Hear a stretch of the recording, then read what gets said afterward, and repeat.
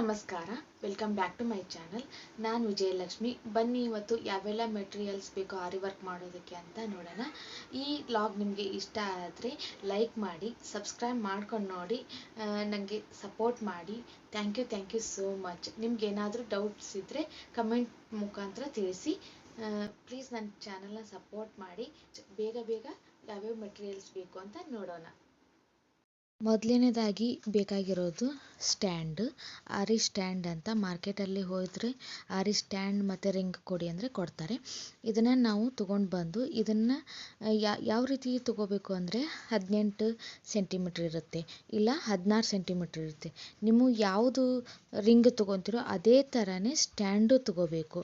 ಯಾಕಂದರೆ ರಿಂಗು 18 ತೊಗೊಂಡು ಸ್ಟ್ಯಾಂಡು 16 ತೊಗೊಂಡ್ರೆ ಅದು ಹೊಂದೋದಿಲ್ಲ. ಅದಕ್ಕೆ ರಿಂಗು ಮತ್ತು ಸ್ಟ್ಯಾಂಡನ್ನ ಸೇಮ್ ಇರೋದನ್ನೇ ತೊಗೊಳ್ಳಿ, ನೋಡ್ಕೊಂಡು ತೊಗೊಳ್ಳಿ. ಯಾಕಂದರೆ ಕನ್ಫ್ಯೂಸ್ ಆಗಿಬಿಡುತ್ತೆ.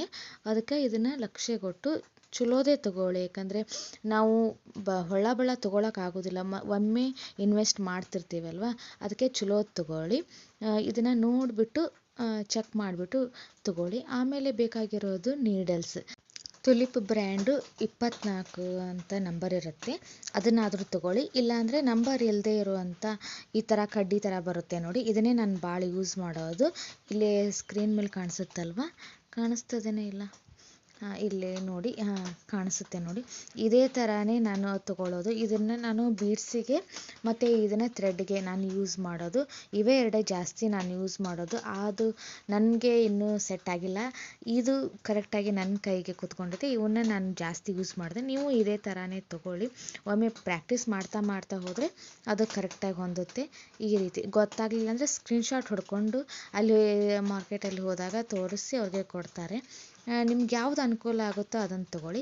ಆಮೇಲೆ ಬೇಕಾಗಿರೋದು ಒಂದು ಕಾಟನ್ ಮನೆಯಲ್ಲೇ ಯಾವುದಾದ್ರೂ ಒಂದು ಇರುತ್ತಲ್ವ, ಹೊಲಿಸ್ಬೇಕು ಅಂತ ಅಂದ್ಕೊಂಡಿರ್ತೀವಲ್ಲ, ಅದನ್ನು ನಾವು ತೊಗೋಬೇಕು.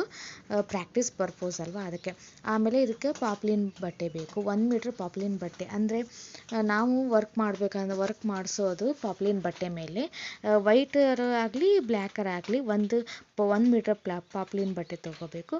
ಆಮೇಲೆ ಇದಕ್ಕೆ 2 mm 5 mm ಬೀಡ್ಸ್. ಅಂದರೆ ನಾವು ಡಿಸೈನ್ಸ್ ಮೇಲೆ ಹೋಗುತ್ತವೆ, ಇವೆಲ್ಲ ಡಿಸೈನ್ಸ್ ಮೇಲೆ ನಾವು ಯಾವ ರೀತಿ ಡಿಸೈನ್ ಹಾಕ್ತೇವೋ ಆ ಥರ. ಇದು ಶುಗರ್ ಬೀಡ್ ಅಂತ ಈ ಥರ. ಆಮೇಲೆ ಇದು ಜರ್ದೋಸಿ. ನಾವೆಲ್ಲ ಯಾವ ರೀತಿ ನಾವು ವರ್ಕ್ ಡಿಸೈನ್ಸ್ ಮಾಡ್ತೇವೆ ಅಂತ. ಆಮೇಲೆ ಇದು ಗ್ಲೂ ಬೇಕಾಗುತ್ತೆ, ಫ್ಯಾಬ್ರಿಕ್ ಗ್ಲೂ. ಆಮೇಲೆ ಇದು ಸ್ಟೋನ್ ಚೈನ ಹಾಗೆ ನಾವು ಹಾಕ್ತೀವಿ. ಆಮೇಲೆ ಇದು ಏನಾದರೂ ನಾವು ಅದನ್ನು ಅಂಟಿಸೋದಿರ್ತದಲ್ಲ, ಅದಕ್ಕೆ ಬೇಕಾಗುತ್ತೆ. ಆಮೇಲೆ ಟೇಪು ಕೂಡ ಬೇಕಾಗುತ್ತೆ, ಮಾರ್ಕಿಂಗ್ ಮಾಡಬೇಕಂದ್ರೆ ಮಾರ್ಕಿಂಗ್ ಪೆನ್ಸಿಲ್. ಈ ರೀತಿ ಪೆನ್ಸಿಲ್ ಯೂಸ್ ಮಾಡಿದರೆ ಈ ಥರನೇ ನಾವು ಯೂಸ್ ಮಾಡೋದು ನಡಿತೈತಿ. ನಿಮಗೆ ಅನುಕೂಲ ಇದ್ದರೆ ತಗೊಳ್ಳಿ, ಇಲ್ಲ ಅಂದರೆ ನಡೆಯುತ್ತೆ. ಆದರೆ ನಾವು ಯಾವ ಡಿಸೈನ್ ಮೇಲೆ ಮಾಡ್ತೇವೋ ಆ ಥರನೇ ನಾವು ಸ್ವಲ್ಪ ಪರ್ಚೇಸ್ ಮಾಡಬೇಕಾಗತ್ತೆ. ಈ ಕುಂದನ್ಸು, ಆಮೇಲೆ ಚಮ್ಕಿ, ಕಟ್ ಬೀಡ್ಸ್ ಇವೆಲ್ಲ ತೋರಿಸ್ತಿದ್ದೀನಲ್ಲ, ಈ ಥರ ಎಲ್ಲ ಥರನೂ ನಾವು ಯಾವ ಡಿಸೈನ್ ಮಾಡ್ತೇವೆ ಆ ಬೇಸಿಸ್ ಮೇಲೆ ಹೋಗುತ್ತೆ. ಬರೀ ಬೀಡ್ಸ್ ಮೇಲೇ ನಾವು ವರ್ಕ್ ಮಾಡ್ಬೋದು, ಇಲ್ಲ ಕುಂದನ್ ಹಚ್ಬೋದು, ಇಲ್ವಾ ಚೈನ್ಸ್ ಸ್ಟಿಚ್ ಮೇಲೂ ಮಾಡ್ಬೋದು, ಇಲ್ಲಾಂದರೆ ಮಿರರ್ ವರ್ಕ್ ಅದು ಆ ಥರ ಬೇಕಾದಾಗ ನಾವು ತೊಗೊಂಡು ಬರಬೇಕಾಗತ್ತೆ. ಅದಕ್ಕೋಸ್ಕರ ಹೇಳೋದು. ಈಗ ನಾವು ಯಾವ ರೀತಿ ಡಿಸೈನ್ಸ್ ಮೇಲೇ ಅದನ್ನು ನಾವು ಈ ಥರ ಎಲ್ಲ ಪರ್ಚೇಸ್ ಮಾಡ್ತೀವಿ. ಆಮೇಲೆ ಬೇಕಾಗಿರೋದು ಜರಿ ಥ್ರೆಡ್. ಇವು ಮೇನ್ ಬೇಕೇ ಬೇಕು, ಜರಿ ಥ್ರೆಡ್ಡೇ ಇರೋದು ಇದರೊಳಗೆ ಇರೋದು. ಯಾಕಂದರೆ ಸಿಲ್ಕ್ ಥ್ರೆಡ್ಡು ಮತ್ತು ಜರಿ ಥ್ರೆಡ್ಡು, ನೀಡಲ್ಸು, ಸ್ಟ್ಯಾಂಡ್ ಬೇಕೇ ಬೇಕು.